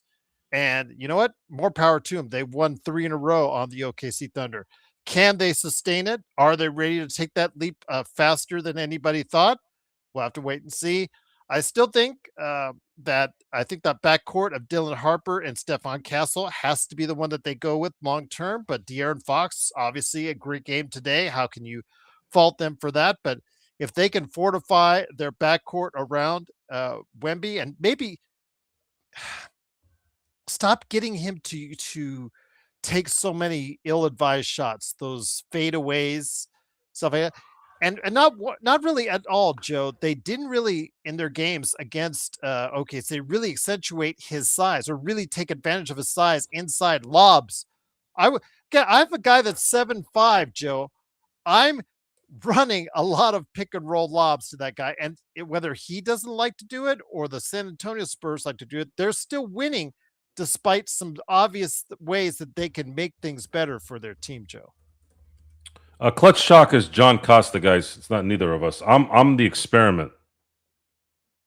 Yeah, John Costa's Clutch Talk and Lakers Corner. I'm the experiment. The Joe Soro experiment. But I'm going to be using the experiment only because I'm anticipating copyright issues should I get bigger. So if I use Joe Soro, the experiment, I anticipate that those dick faces over there and their lawyers are going to go like, this sounds too similar to Joe Rogan.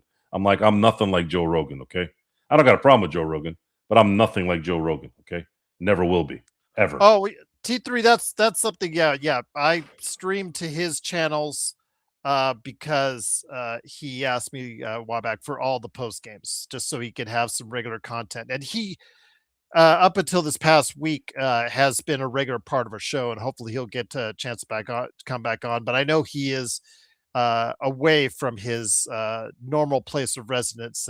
He's visiting family for the holidays, so I'm assuming he didn't have the outlet to come on as far as his normal work office, whatnot. I do know that he will have his 3-minute game report here coming up on Lakers Corner, so you want to go ahead and hopefully check that out. But yeah, it is the Lakers unfortunately losing tonight, but looking forward to hopefully seeing the Lakers rebound and maybe get an easy win over the Spurs, put them back in the positive differential territory, but we'll have to wait and see. Joe, great to have you here, my friend. And again, from all of us to all of you, wishing you a Merry Christmas, and to Joe, to you and your family as well, my friend. Thank you. Yes, we'll have to. We got to let this thing process a little bit more in terms of what the Spurs are going to be, what Oklahoma City is going to be. It's easy to say that right now that these teams are going to be perennials in the next 5 to 10 years because they have Wembanyama, they have Shea, they have Chet Holmgren, sure, but the NBA has changed. An injury changes so much. There was a time where you had LaMarcus Aldridge and you had Brandon Roy and you had Damian Lillard. You're thinking, especially LaMarcus Aldridge and Damian Lillard, you're like, oh man, these guys are going to be a problem for the next 10, 15 years until you realize maybe they're not. I don't know. I don't know what's going to happen with Wembanyama. There's been 2 seasons already, this year and last year, where Wemby's been missing time due to some weird things. I don't know how his body's going to hold up, so I'm not going to say anything there. Maybe that's part of the reason why they have him coming off the bench right now. Yeah. So, and as far as the Oklahoma City Thunder, I don't see anything. God forbid anything happening to Shea Gilgeous, but I don't know what's going to happen with Chet Holmgren. You don't know because that guy's had a history of injuries. So all these things do matter. They do matter. It's just a different NBA. You can't just count on these teams being there at the end most of the time until it is. As far as the Lakers are concerned, what I will guarantee you, because I've seen the operation already work, you will see the Lakers operate very similarly to what OKC and San Antonio are operating at right now. That's going to happen. Mark Walter and the Guggenheims are legit. You just got to wait. Just got to wait. And you got to throw in Denver in there too. Stan Kroenke. Guys won a championship in all 4 leagues. He knows what he's doing too. Tony, where you lost Playback. Playback actually went out of business. So all these entities out there that were at least giving you guys a score and our chat during the course of the game lost that accessibility to do so. So unfortunately, we do not have that type of programming to give you right now because we liked what whatever Mark and everybody out there rightly says about Playback. It did provide when it's best a good product to our YouTube audience as far as giving them a play-by-play and then obviously our conversations as well on it. And I know you guys are into Discord, but it doesn't do the same things as what Playback did. So if we do find a viable alternative and are able to go ahead and put it on our YouTube channel, Tony, I will make sure you're one of the first to know because I do appreciate over the course of the year you stopping by and everybody else stopping by for our game reports during the game as well. So if we do find a viable alternative, we'll go ahead and do so. But Playback, running out of money and going out of business hurt a lot of channels in that aspect.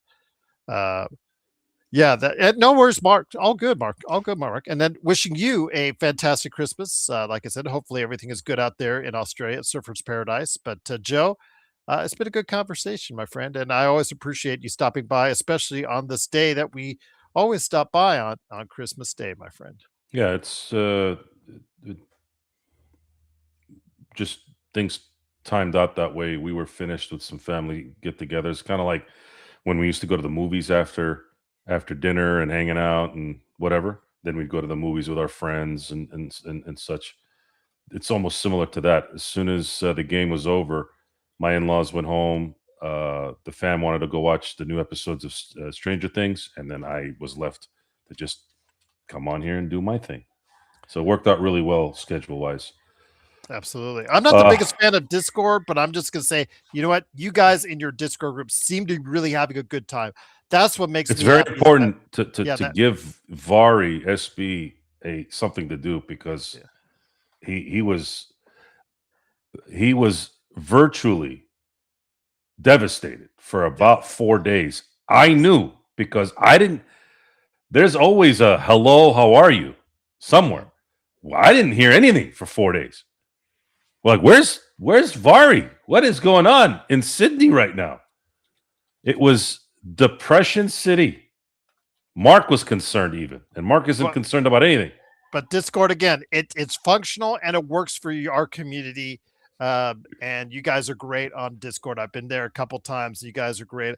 I'm not the biggest fan of it because I think the interface and the cleanliness of and how it looks is not my favorite, but you guys are able to take care of that. You guys are able to put something out there for a small part of our community, and I appreciate that so much, you guys. But Joe, yeah, absolutely. We'll go at it again on Sunday, my friend. We'll see what happens with the Lakers and the Kings. But the Lakers right now fall into 5th place in the Western Conference. Pure comedy. I can't say enough about our group. Yeah. Our group right now is perfect. Just need Henry to come in here and lay some good. Henry's fine. Henry's fine. Henry comes in there every now and then. He'll throw a couple of S bombs, a couple of C bombs. I think that adds just enough in there for him. he's never really been someone that's overly participating. Which again, he's the guy He that picks and chooses his yeah, it's spots. fine. But I think our group has no barriers right now. It's really nice. We don't have to worry El about. Rosto does a great job though of He hosting. does. This is the first time in a while where we're not. There isn't times where we may be walking on eggshells. There was a moment there I was like, "What is this? This is supposed to be guys privately talking." Okay, when I'm around my crew, I'm not worried about saying things that's going to offend somebody. If you're gonna be offended like a little pussy, just go do something. Go somewhere else. Okay. That's why I enjoy the banter from my brothers in Australia, because it's like that. It's like the test. So that anybody comes in, I'm like, you can handle this, you'll be fine. We'll all have a good time. You can't handle this, it's like a test. Get out the hell out of here. Go. Peace out. Hey, look, we have choices in our life, right? You could press the mute button. I have when I'm I'm in a meeting. I can't type in. I gotta beep beep beep beep. Put the mute on, then come back to it. It's that simple, guys. Use technology to your advantage. So it's and I don't use that loosely, Mark. That's true. That's real. So we have a really good time, and I can't wait because a lot of like guys like Rafa, he's very vocal when it comes to baseball season time too. That becomes an even bigger moment for us to hang out and talk some smack and do our thing. And on that note, again, from all of us here at the Lakers Fast Break, the Lakers Corner, the Joe Soro Experiment, everybody in touch, the Lakerholics at Lakerholics.com. I could safely say that we all wish you a very Merry Christmas and a happy and blessed New Year from all of us right here. And Once again, the especially Lakers. those guys that are under the bridges too tonight. Again, they're trolls when we lose, and then when we win and we're in the winning ways, there's the guys that just want us to say that the Lakers walk on water, and it's one extreme or the other all the time. But we're here to cut it through straight for you, to get each and every time out, to tell you no flowers, no BS. We just tell you how it is. We tell you like it is. We tell you what you need to know, not what you'd like to know sometimes. But again, we definitely go ahead and hit it straight up at you. It is, of course, the Lakers Fast Break. Want to wish you and yours again once last time a very Merry Christmas, and we'll see you definitely on Sunday for the Lakers and the Kings. Can the Lakers get back on the right track? We'll find out on Sunday night. We'll be back. Hopefully you will be as well, right here on the Lakers Fast Break podcast. Merry Christmas, everyone. Be safe.